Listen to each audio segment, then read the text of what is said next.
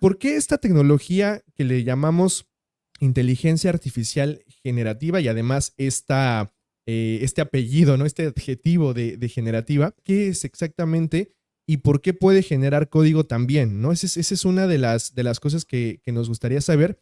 Y luego, ¿usted cómo considera el uso de de esta tecnología y, en la educación científica y tecnológica? Es decir, ¿cree que los estudiantes que la usan como asistente, como ayuda educativa, qué reflexión puede tener ahí al respecto, doctor? Al primero, como tú decías bien en la presentación, la inteligencia artificial es un campo que de hecho el próximo año prácticamente cumple 70 años. No, todos los fundamentos vienen de mucho tiempo atrás. Sí, ahora hemos sido sobrecargados de un montón de tecnologías que han aparecido, mejoras las tecnologías y sobre todo lo que ha mejorado más allá de la tecnología per se, es el acceso a la tecnología, porque de hecho hay muchas herramientas tecnológicas para resolver problemas importantes que ya estaban, pero la pregunta es millones, ¿dónde diablos estaban que no las vi? Porque estaban enmarcadas en contextos de investigación científica, tecnológica, estaban en sus etapas de prueba, te fijas, y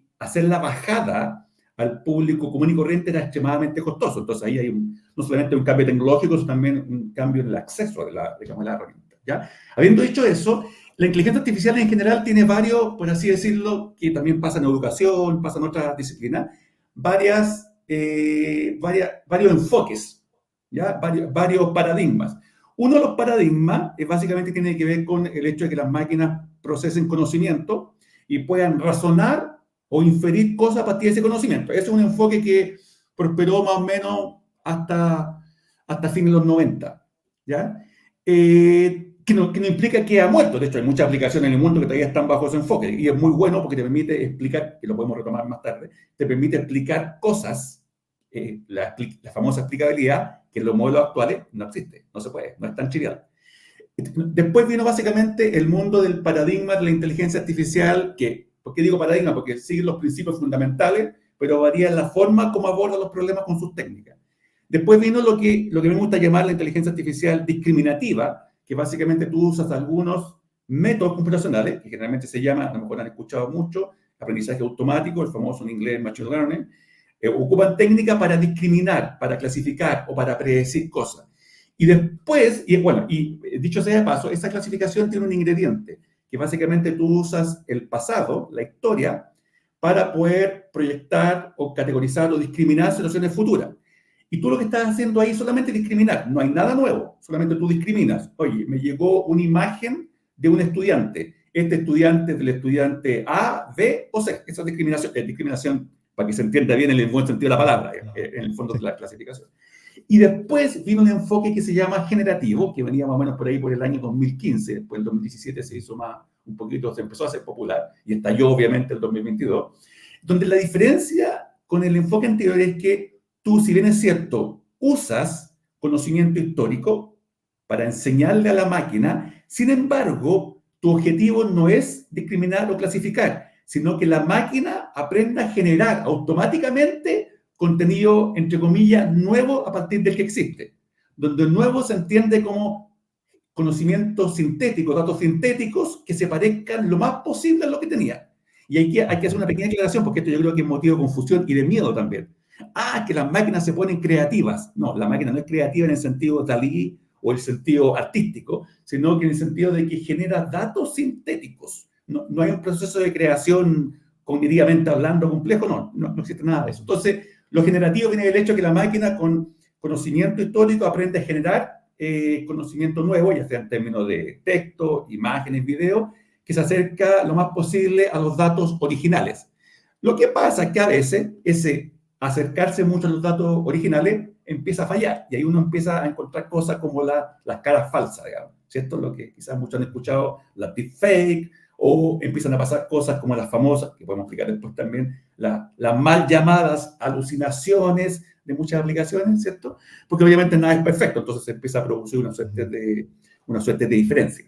Ahora, habiendo dicho eso, para diferenciarlo, si uno empieza a bajar un poquito el nivel de detalle para contestar tu pregunta, uno tiene que entender la lógica, cómo se le enseña a la máquina bajo esta perspectiva, que básicamente se le enseña con ejemplos, ¿ya? Entonces, por ejemplo, si yo voy a clasificar imágenes de estudiantes o a tomar decisiones sobre alguna información que proveen los estudiantes, yo básicamente a la máquina le doy ejemplos. Mire, este es un caso cuando el estudiante responde bien y este es un caso cuando el estudiante responde mal. Estoy dando un ejemplo particular. O esta es la imagen de un estudiante con estas características y esta es una imagen con otra. ¿Qué pasa? Y aquí hablaba acá al caso del código que tú dices. Que lo que cambia ahí, aparte de otros detalles técnicos que no voy a entrar en tanto rigor, es que el entrenamiento que se llama enseñarle a la máquina se hace a partir de conocimiento humano y donde afortunadamente hay muchos sitios de contenido en internet donde los humanos van a consultar cuando tienen problemas. Es como un psicoterapeuta, digamos, pero problemas técnicos. Y uno de esos tantos sitios, que si alguien a lo mejor lo ha visto, se llama Stack Overflow. ¿Ya? Y Stack Overflow es un sitio que tiene un nombre en chileno eso, pero en el fondo la idea es que cada vez que uno tiene un problema, en particular de codificación o de programación, va al sitio donde hay otro usuario y dice, oye, tengo un problema que no sé cómo hacer esto. Ah, John, no te preocupes, aquí tengo una solución. Este es el código. Entonces, lo que los diseñadores usaron, entre varias otras bases de conocimiento, incluidos documentos, Wikipedia, etcétera, etcétera, es esa información porque justamente contiene los pares que yo necesito para entrenar a la máquina. ¿Pares qué significa? La máquina dice, mire, para este problema, la solución que me dieron es en términos de código. Para este otro problema, esta otra es la solución. Entonces, la máquina lo que aprende es asociar. Mire, cada vez que me llega algo parecido a este problema, lo más probable es que la solución es esta que está acá. Eso pasa con texto, eso pasa con código, eso pasa con imágenes y es la misma lógica que pasa con video. Estoy simplificando para que la audiencia en general lo entienda. Hay tecnicismo detrás, digamos.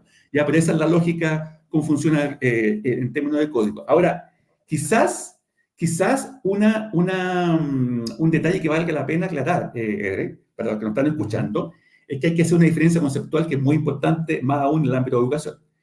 Generalmente nosotros escuchamos hablar de la codificación o herramientas que te ayudan a codificar, pero muchas veces también se confunde con la programación. Entonces está la codificación, está la programación, y está otro que escapa un poco del ámbito de educación, tiene más que ver con los ingenieros de sistema, lo que ustedes llaman ingenieros de sistema, nosotros llamamos ingenieros en computación o informática, que es la ingeniería del software, que son los especialistas en desarrollo y aplicar métodos de ingeniería para desarrollar software en forma profesional.